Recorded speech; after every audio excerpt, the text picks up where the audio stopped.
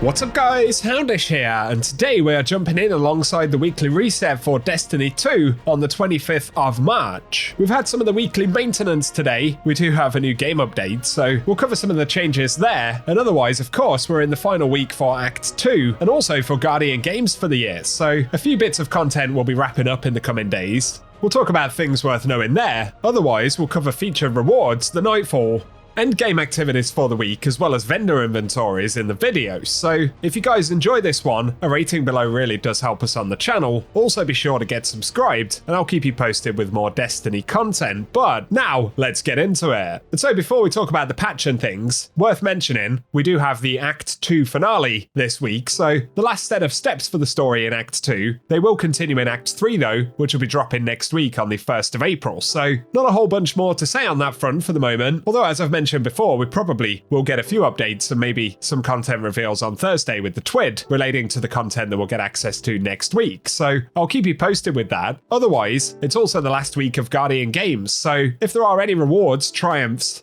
or other things related to Guardian Games that you want to get done before the event goes away, be sure to do it before the 1st of April. Next up though, we now have the patch notes for the update today, which is update 8252. So, starting out initially for episode Heresy and Court of Blades, they say they fixed a potential softlock when defeating a challenger with 0 seconds left in the countdown timer. On top of that, for Kel's Vengeance, they fixed the problem where the Devouring Essence debuff can duplicate during the fight against Skolas. Finally though, for raids and dungeons, an issue where Vesper's host would not be featured in the weekly rotations, so that one hopefully coming up this week, we'll check it out in a moment. Otherwise though, they also introduced the changes for competitive, that includes the point gains and losses adjustment, as well as the solo versus a fire team loss forgiveness issue.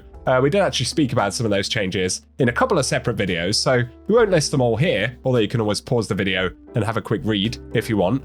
Otherwise though, additionally, for customization, they reverted the recent change to the Hunter's Astral Stasis Drake helmet, and they fixed an issue where the Mark of the Fallen Star ornament would improperly disable effects on some exotic armors. For weapons though, they fixed an issue where Lotus Eater showed an incorrect number on its kill tracker, that was a funky one, and for perks, an issue where Discord was not granting ammo to glaives while active on projectile kills, so a couple of positives there. Finally though, for exotics, on the Deterministic Chaos, they fixed an issue where the anti-champ capability was misbehaving with anti-champ mods and Radiant. Then for Thorn, an issue where the refined soul buff was being removed upon stowing the weapon. For power and progression though, and Guardian ranks, they fixed a problem where the Master Spelunker objective stated that Vesper's host and not Sundered Doctrine was required for Guardian rank 11. And finally for collections, they say the Frostflower Sparrow will now properly appear in collections, so some minor fixes overall, a couple of useful ones. Let us know your thoughts in the comment section. Just checking in on the Vesper's hosting, it doesn't appear to be featured this week. After the patch, we were wondering if it was going to be one of the featured dungeons this week. According to the director, that isn't the case for the moment, so we'll have to see what happens in the future. Over to the Eververse store though, Bungie are advertising the Stasis armor ornaments right here up front for 1500 silver, if anyone fancies picking them up. We'll focus on Bright Dust stuff though for the rest of the video. We've got Just Juggling, the exotic emote right here for 3250 Bright Dust. Of course, the last week of Guardian Games items right here. There's also the Petrified legendary emote, which is up for 700 Bright Dust, if we can finally get a preview of that one. There it is, finally, rather interesting.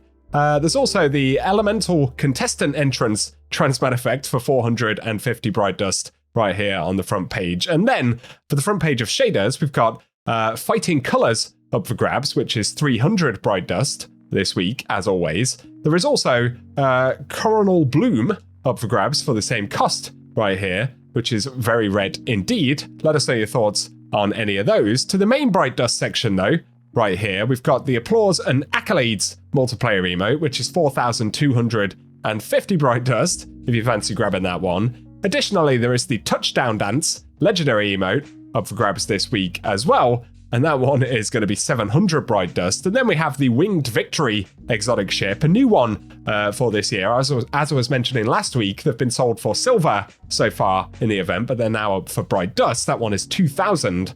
Also the Hawker Shell, which is 2850 Bright Dust, if you fancy a very curious hot dog thing going on.